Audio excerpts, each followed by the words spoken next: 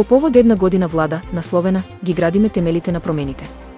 За твоето време кое доаѓа, свое обраќање имаше премиерот на владата, Христијан Мицкоски.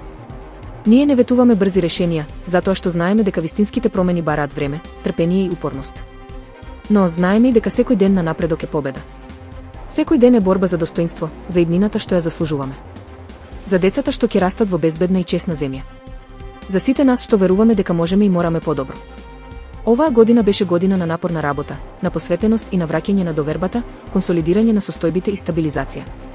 Година во која секој од нас даде дел од себе за да го изгради новиот пат на Македонија, година во која свесни за огромните очекувања и досега многу пати изневерените надежи, ние се трудевме да направиме стабилизација која ќе поткне развој, консолидација која ќе донесе раст. Европските членки на НАТО се подси поголем притисок да ја зголемат воената потрошувачка, но истовремено се повеќе стравуваат дека Доналд Трамп би можел да повлече најмалку 20 од околу 80.000 американски војници стационирани во Европа. На самитот на НАТО што ќе се одржи на 24 и 25 јуни во Хаг, САД ќе представат извештај, додека европските земји ќе се обврзат да трошат најмалку 5% од бруто домашниот производ за одбрана. Нападот врз Иран сигнализира можен пресврт во американската надворешна политика. Европските земји наводно не биле детално информирани за нападите, што дополнително го зголемува стравот дека повлекувањето од Европа би можело да се случи без претходни консултации. До почетокот на јуни ниту еден американски функционер не отишол во НАТО за да разговара за можна прераспределба на силите, што предизвика дополнителна загриженост меѓу сојузниците. Компанијата Тесла во неделата конечно ја лансираше својата долгоочекувана услуга за такси без возач, со многу скромен почеток, само неколкумина патници имаа можност да се возат. Првите возења со роботакси беа ограничени на мал дел од Остин, каде што се наоѓа седиштето на компанијата.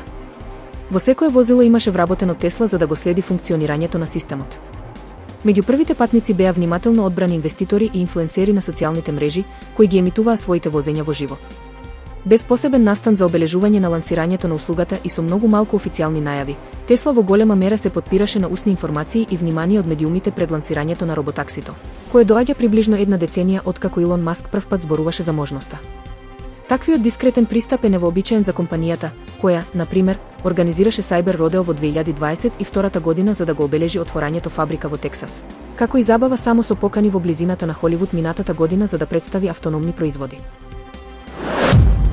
Српските медиуми пренесуваат дека изминатиот петок на плажа во Неа Врасна во Грција, Саша Костик, медицински техничар од Србија, спасил 4-годишно девојче од Македонија, Ирина. Костик приметил дека девојчето се онесвестило и отишол да помогне, а на помош дошла и докторка од клиниката за инфективни болести, Душка Стојановиќ. Видовме дека детето е во сериозна животна ситуација, не делеа секунди. Веднаш почнавме со реанимација.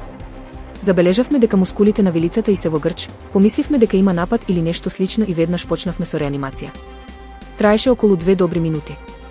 Успеавме да ги отвориме дишните патишта, да воспоставиме отчукување на срцето и девојчето оживеа, раскажува тој за српската телевизија Прва, додавајќи дека спречиле појава на хипотермија, а и го одржувале и кислородот во белите дробови додека да пристигне итната медицинска помош. Девојчето било пренесено во болница и е стабилно.